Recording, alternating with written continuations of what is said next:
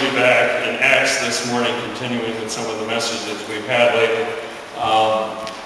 By way of introduction, some of you like to read the newspaper every day. Others of you enjoy watching the nightly news or the morning news. I myself enjoy watching the nightly news, but I'm not allowed to do so because my wife doesn't like the nightly news. It's depressing. Because it's depressing. And you know that exact same truth if you read the newspaper or a monthly magazine or watch the news or look at the Yahoo News on your web browser. It's depressing. It is an endless cycle of overwhelming disasters, each new day bringing a new one to our attention, a new woe, a new trouble that we might not even have known about before. And we get to the point where we ask ourselves, what can one person or one church or even an entire denomination do to make a difference when whole regions of the world or whole nations are in crisis? Keep that thought in mind as we look at Acts chapter 3, verses 1 to 10 this morning. Beginning in the first verse of chapter 3, it says, "One day Peter and John were going out to the temple at the time of prayer at 3 in the afternoon." Peter and John are going to the temple to pray. They are doing the work of the Lord. They are doing what they are supposed to be doing. As you remember, the early church was a very fledgling organization at this point, and it was still very much connected to Judaism. So Peter and John are not yet fully grasping that what they are about is something new, that the new covenant symbolized by the tearing of the curtain when Christ died has made things different and has ended the sacrificial system, as the writer of Hebrews goes to great pains to point out. But in their minds, it was their hope, and I believe rightly so, that they would lead a reform movement. They did not think they were founding a new religion, but reforming Judaism so that they could bring back their people to God through Jesus. The early missionary efforts in Acts are always focused first on the local synagogue. They start there. So this was part of their regular devotion, part of their regular worship of God. They were about that business. And it makes sense, because when they're in Jerusalem, it is certainly worth the effort to go and be a part of what is happening at the temple. You remember that Peter and John spent much of the last few years on the road, walking with Jesus from town to town. They have missed out on much of this corporate worship and being part of it.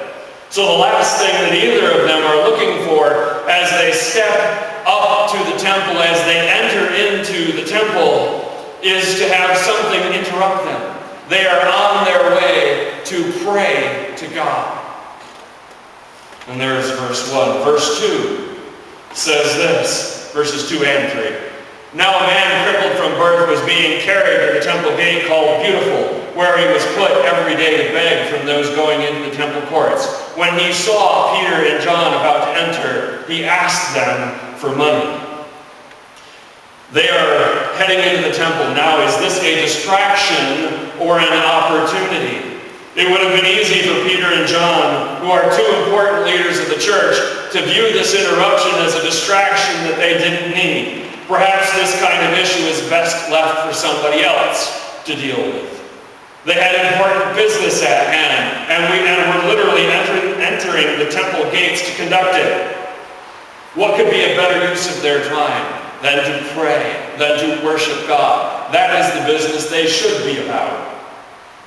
This crippled man was placed at the entrance to the temple on purpose. They chose this place for a reason, because people about to go into the temple would likely feel guilty about not giving him any money, especially as the temple offering was just on the other side of this gate. So the people would have been getting their money purse out. They would have been thinking about, what am I going to give today? And here is a man begging. It's a perfect spot for him to be. Because as we all know, it's hard to worship God after ignoring the beggar, isn't it? I'm sure some of the worshipers going into the temple were annoyed that he would bother them when they're trying to focus on God. Can't you see we're striving for holiness here? Leave us alone. Maybe they were wondering, how well is this man? How well off is he? Does he make a lot of money from begging? I bet he gets a lot of money from begging in this spot. And what is he spending it on? Do those questions sound familiar to you? I've heard them before. Were you wondering about that just now? Peter and John have several options when choosing how to respond. They could have done this. They could have ignored him, kept their chin up in self-righteousness, and walked right on by as if they didn't hear. They could have given him money grudgingly out of guilt or obligation. Here, take your money, and just go. They could have given him money gladly with a cheerful heart. Or they could have done something. They could have stopped and scolded the man and said, "Who do you think you are, standing outside of this holy temple begging?" Well, they chose none of those paths. Verses 4 and 5 tell us what Peter actually didn't do. Starting in verse 4, it says, Peter looked straight at him, as did John. Then Peter said, "Look at us." So the man gave him his attention, expecting to get something from them. Peter goes in an unexpected direction. He first says, "Look at us."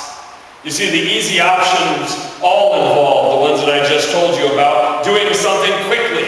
Whether it meant giving money or not giving money wasn't the point. It was quick, and then you could continue on your way. In other words, it was not interrupting current business. And who could blame them for that? They have important things to do. Besides, what other choice is there? What other choices are there than to just give money or not give money and continue on your way? Well, let's look at what Peter did. The first thing that Peter does is to stop and look directly at the man. How many of us, how many people can't look the poor in the eye? You can't do it. What causes that detachment in us, where people created in the image of our Almighty God don't deserve a moment of our time? How often do we choose not to see the poor? The first thing that Peter did was to offer this man dignity and acknowledge his suffering. See, the hard choice is to see darkness in our world and choose to become involved. To ignore it is easy. There are 1,000 excuses ready for you anytime you want to choose to ignore the suffering in our world. But to confront the darkness and to refuse to believe the lie that it can't be helped is Christ-like. So what are the expectations? This man's expectations, Peter's expectations. You see, if the hard choice to make for most people is to get involved, the choice that follows after it isn't much easier. And that is this: what do you do?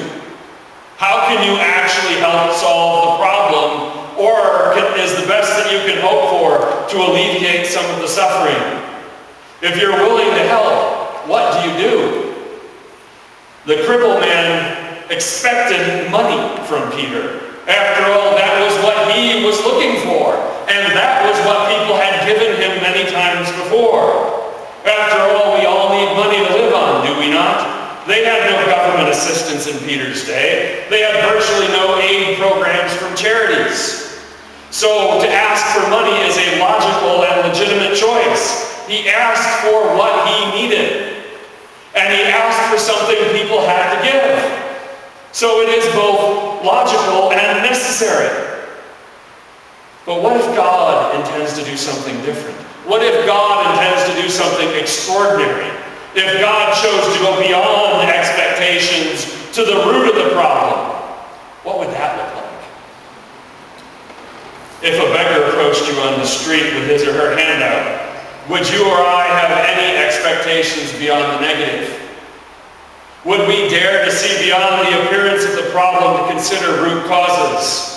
And I know there have been a variety of alternative solutions proposed in history to combat poverty and suffering, from job training to mentoring programs, from vouchers to shelters, from immediate disaster relief to long-term economic development. Many things have been tried, some more successful than others. Are these the kind of creative solutions running through the mind of Peter at this moment? Maybe we can set up a program to help the crippled in Jerusalem. Or does he have something else to give? Verse 6, the heart of the passage. Then Peter said, "Silver or gold I do not have, but what I have I give you. In the name of Jesus Christ of Nazareth, walk." Peter begins by saying, I don't have money. Silver or gold I don't have. And we've all been there.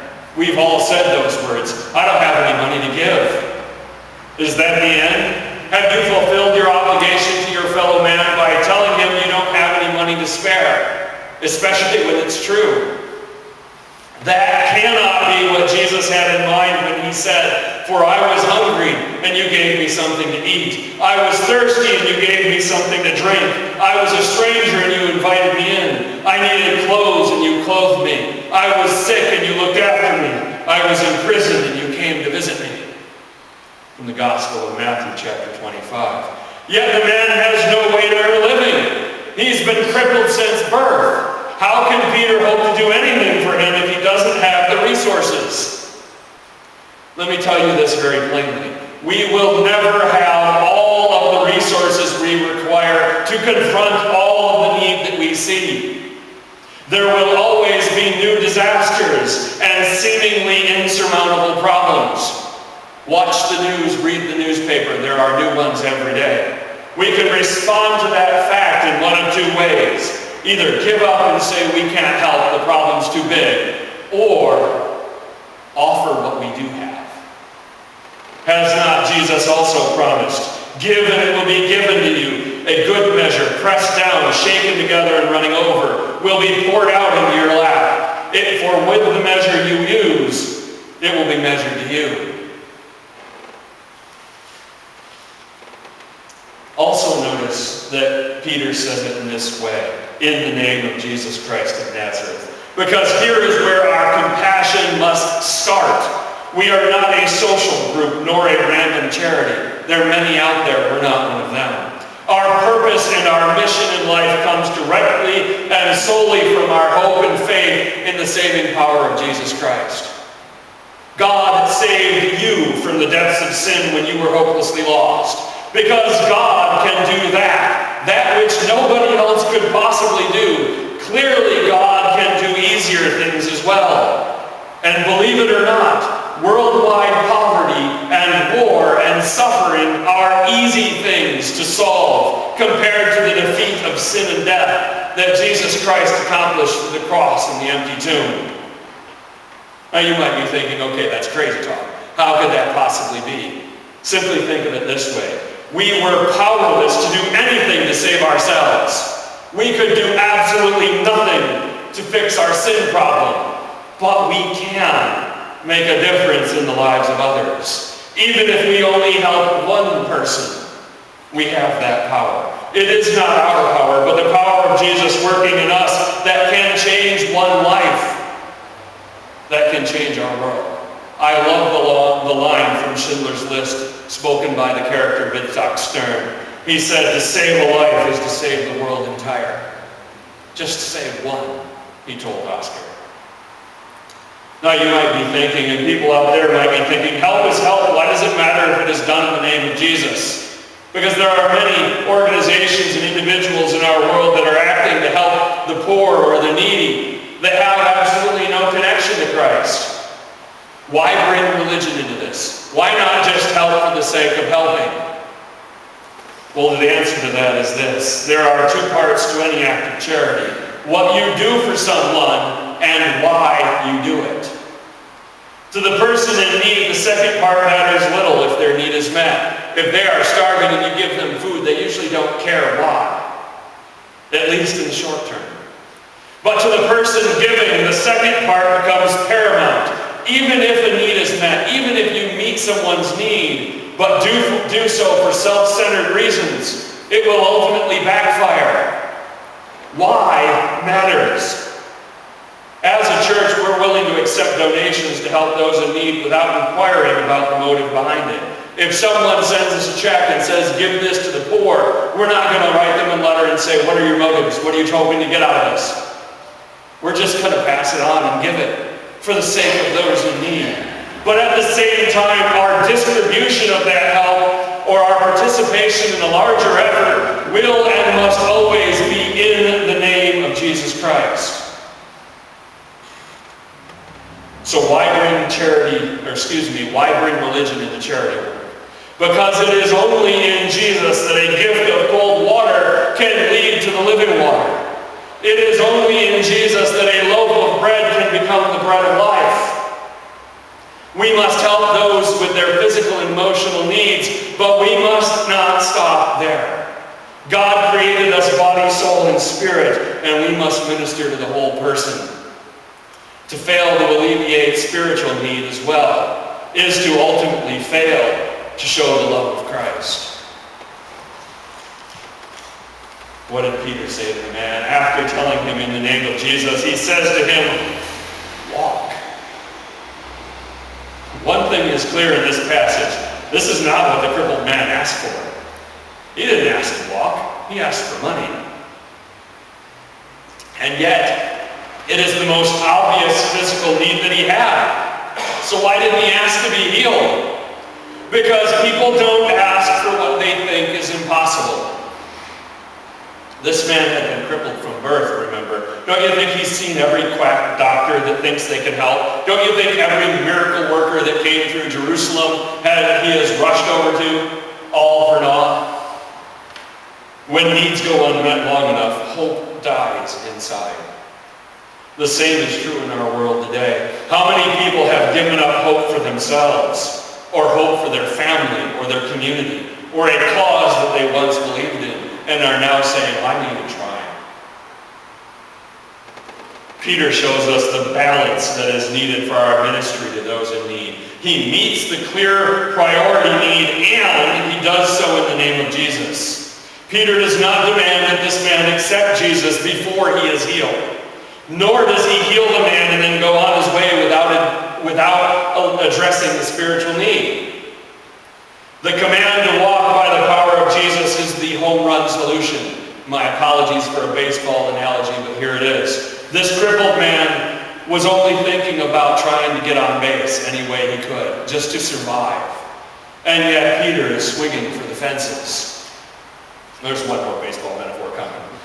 So why do we fail to expect miracles? Is our God incapable of matching our faith with his might? We often in our ministry aim too low. We've convinced ourselves that certain things are impossible, or that others, negative things, are inevitable. So we settle for second best without even trying. And I've seen this firsthand, and this has been me sometimes in life. Like a child who is afraid to swing the bat, so they leave it on their shoulder and just hope for a walk. Because only bad things happen when you swing the bat. Was Jesus ever shown to be lacking in power? Throughout the whole gospel, did Jesus ever say, I can't do that, I do not have the power? Only once. Only when the people had no faith. Verses 7 and 8. Taking him by the right hand, he helped him up, and instantly the man's feet and ankles became strong. He jumped to his feet and began to walk. Then he went with him into the temple courts, walking and jumping and praising God. This man goes from standing to walking to jumping for joy in short order. But notice that Peter begins this by lending a helping hand. It is another illustrative moment for us. Peter didn't ask the man to stand up on his own. Peter used his own faith to give him a chance to believe. It would not have worked had the crippled man refused to try and said, no, I can't walk, and took his hand away. But it would have been harsh to ask him to do it alone. Is the goal to prove some point about self-reliance, or is the goal to really help people? The church, our church, and any church has no room for political posturing. We're here to help people regardless of if the government is in opposition to us or if the government is in cooperation. It does not matter. Our mission is the same.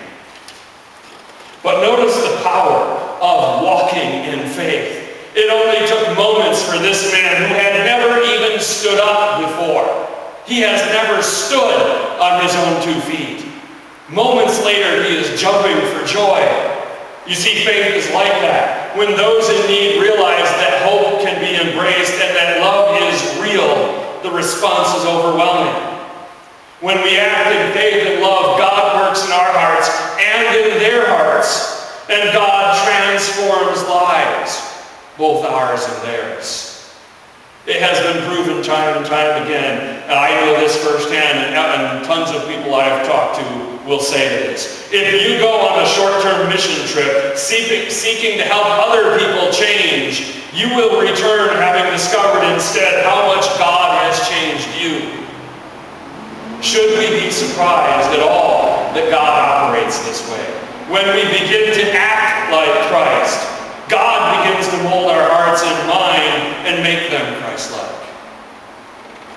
And I say to you, if you had been this man, would you not be jumping for joy? If the greatest burden of your life, whatever it is, were suddenly lifted off your shoulders, if the biggest fear that hung over you were suddenly destroyed, if years of patience were suddenly rewarded and dreams you barely admit to having were fulfilled, I'm surprised the man doesn't do cartwheels. He's so happy. We would feel the same way. How does the crowd react? Verses 9 and 10. When all the people saw him walking and praising God, they recognized him as the same man who used to sit begging at the temple gate called Beautiful, and they were filled with wonder and amazement at what had happened to him. Their recognition of this man clearly becomes wonder and amazement very quickly. This formerly crippled man had been a familiar face at the entrance to the temple. He has been here for years. To see him running around shouting praises to God with an obvious miracle is a miracle in the eyes of people who are in the habit of going to the temple. These are people who already have faith, who already believe in God, and now they have seen a real-life miracle. The man who was healed was certainly the primary beneficiary of this moment. After all, he gets to walk. But the wonder and amazement of the crowd will end up having a huge ripple effect.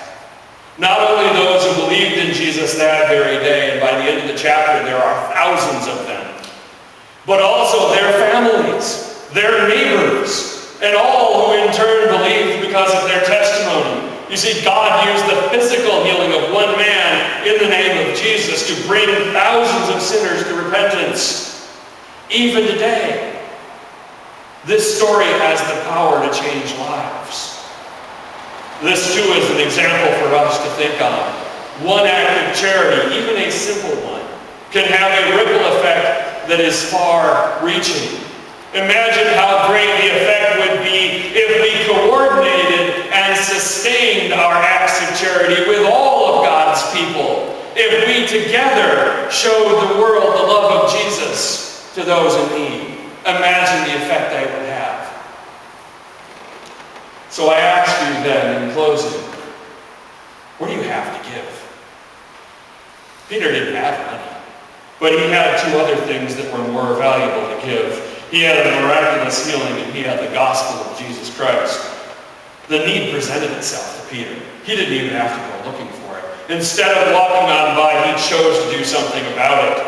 Peter not only helped with the most pressing physical need, but offered a solution to the ultimate spiritual need as well. With that as our example, I ask you, what do you have to give?